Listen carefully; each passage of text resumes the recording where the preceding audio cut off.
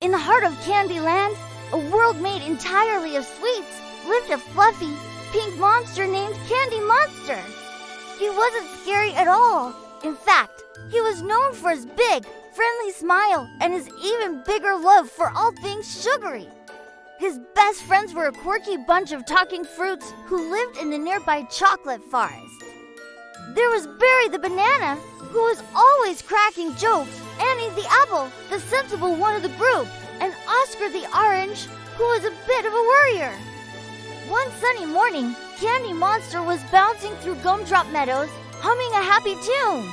His voice, usually a deep, rumbly bass, was his pride and joy. He loved singing, and his friends often gathered to hear his booming melodies echo through the candy cane trees. As he skipped along, he spotted something shimmering under a giant lollipop. It was a small, crystal bottle filled with a swirling, rainbow-colored liquid. A tiny tag was tied to its neck with a licorice string. It read, "Magic Voice Potion, 1 sip for a surprise." A surprise! Candy Monster loves surprises. His stomach did a little flip-flop of excitement. What kind of surprise could it be? Maybe it would make his voice even more magnificent. He could become the most famous singer in all of Candyland. Without a second thought, he uncorked the bottle. The liquid fizzed and popped, smelling like a wonderful mix of bubblegum, strawberries, and a hint of something zesty he couldn't quite place. He took a big, hearty gulp. At first, nothing happened. He smacked his lips.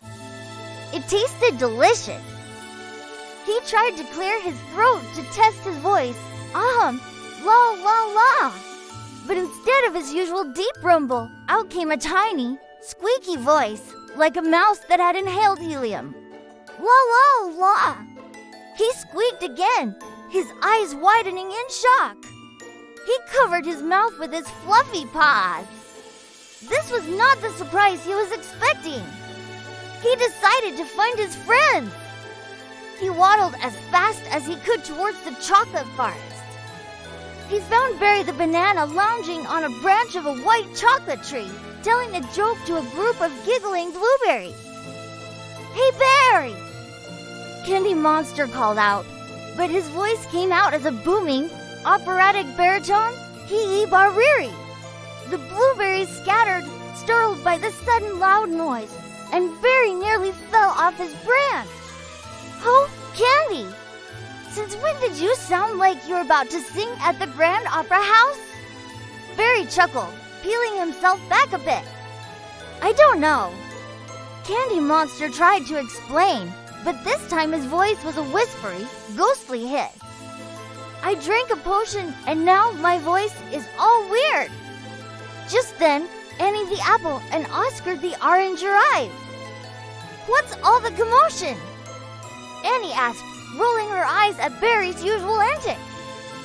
"Listen to this," Barry said excitedly. "Candy's got a new talent?" Candy Monster opened his mouth to greet them, but what came out was a series of loud, clucking chicken sounds. Bawk, bawk, bawk. He flapped his arms in frustration, which only made him look more like a big, pink, confused chicken. Oscar the orange turned a pale shade of yellow. "Is he okay? Is that contagious?" Annie, always the practical one, rolled closer. "Let me see that bottle, Candy." Candy Monster handed her the empty potion bottle. She read the tag. "Magic Voice Potion. It says 1 sip for a surprise." "It doesn't say it's a good surprise. We have to fix this," Candy Monster said, and this time his voice sounded exactly like a robot system. Malfunction.voice.uni. "Compromised." Barry the banana burst out laughing. "This is hilarious. Say something else, Robo Monster. This is not funny." Candy Monster retorted, but his voice had changed again, now sounding like a very proper old lady. One simply does not laugh at a friend's predicament, you cheeky piece of fruit. Oscar the orange was starting to panic. What if he's stuck like this forever? What if he starts crowing like a rooster at sunrise? The whole forest will be up at dawn. Annie patted Oscar with a leaf. Calm down, Oscar. There must be an antidote. The tag says it was made by the Wizard of Waffle Mountain. We need to go see him. So the four friends set off on a journey to Waffle Mountain.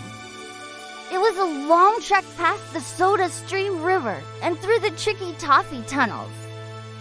Along the way, Candy Monster's voice continued its wild transformation. At one point, he tried to ask for directions from a group of gingerbread men, but his voice was a series of foghorn blasts, which sent the poor cookies crumbling in fear.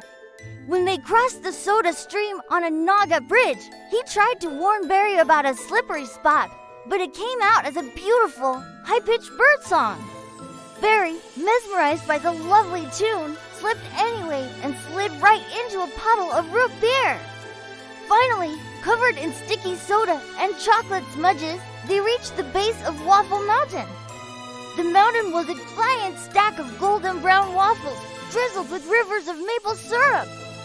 At the very top sat a castle made of ice cream cones. Getting up the mountain was a challenge. Candy Monster tried to shout for the wizard, but his voice was now a series of tiny kitten meows. Meow, meow, hello? It was no use. I have an idea. Barry said, Candy, think of the loudest thing you can. Candy Monster thought hard. He thought of thunderstorms, of rock concerts, of rocket ships blasting off. He took a deep breath and let out a roar. But it wasn't just any roar. It was a deafening, earth-shaking T-Rex roar. The entire mountain trembled. A scoop of strawberry ice cream fell from the castle tower and landed right in front of them with a splat. A moment later, a door opened in the castle, and a little old man with a long, white beard made of spun sugar appeared. It was the Wizard of Waffle Mountain. Who dares disturb my afternoon nap with such a prehistoric ruckus? He grumbled. They explained the whole situation, with Candy Monster S voice interrupting by changing from a baby S gurgle to a pirate S air, matey. Halfway through a sentence, the wizard listened patiently, stroking his sugary beard. The magic voice potion, he said, chuckling. A classic prank potion. I put those out for a bit of fun. The effects should wear off on their own in about a day. Oscar the orange shrieked. He can't spend a whole day clucking and roaring. The wizard smiled. Patience, little fruit. However, since you came all this way, and since you did wake me up with a dinosaur roar, I suppose I can speed things up. But first, you must do something for me. Anything. Candy Monster pleaded, his voice now a perfect imitation of the wizard's own. The wizard blinked. Oh, that's a good one. All right, here's the deal. I'm trying to write a new song, but I'm stuck on the chorus. If you can sing me a chorus that makes me laugh, I'll give you the antidote. Candy Monster gulped Dot sing? On command! With his voice going haywire? This was going to be impossible. But he had to try.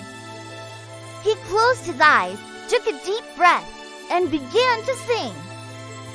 First, a deep bass note boomed out, "Oh, waffles are so grand!" Then, a squeaky mouse voice continued, "Across this sugary land!" Then, a chicken cluck, a robotic word, and a pirate's yo-ho-ho, all jumbled together. It was a mess. A chaotic, ridiculous, and utterly hilarious mess. Barry was rolling on the ground with laughter. Annie was trying to stifle her giggles. Even Oscar cracked a smile. The wizard watched, his expression unreadable at first. Then, a small chuckle escaped his lips. Then a louder laugh. Soon, he was roaring with laughter, his whole body shaking, causing little sugar crystals to fall from his beard. Ha ha ha, Hudbo! That was magnificent! He wheezed, wiping a tear from his eye. A T-Rex, a pirate, and a chicken singing about waffles. Brilliant! True to his word, the wizard zapped Candy Monster with his candy cane wand. A puff of purple smoke enveloped Candy Monster. When it cleared, he coughed, ahem. Testing, 1, 2, 3. His voice was back. His deep, friendly, rumbly voice. It's back. It's really back. He cheered. His friends all cheered with him. He turned to the wizard. Thank you so much. The wizard winked. You're welcome, and thank you for the new chorus. Now, off you go, and maybe read the label a bit more carefully next time.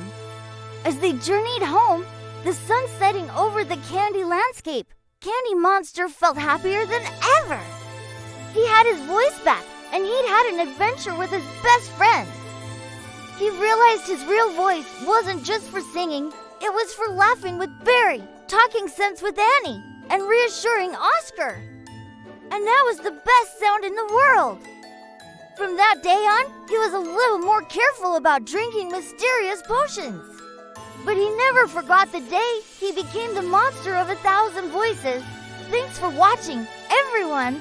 Don't forget to like and subscribe for more adventures in Candyland.